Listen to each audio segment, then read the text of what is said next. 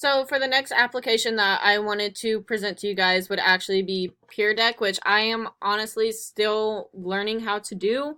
But I think it's really good because it gets kids to be interactive within their lessons. So I guess the main audience that I wanted to use for this would be teachers and maybe I would want to say my coworkers. I'm not real familiar with this website, but I have seen other teachers use it, and I think it's a really neat application to use.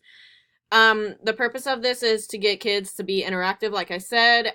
You can present your lessons on here. You can actually have them be engaged through the lessons by allowing them to be hands-on with the lesson.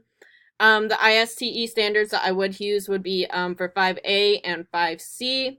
And then how I would create the finished project would be to present your presentation. So I have a bullying lesson down there that I did for 6th grade last year. You would hit create a presentation, and then it would go through here, and then it actually takes you to Google Slides for this.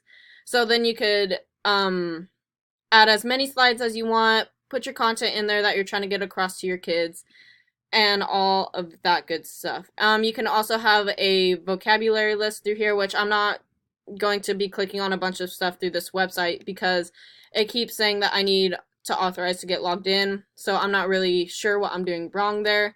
But there are other lessons that teachers have posted through here that you can use.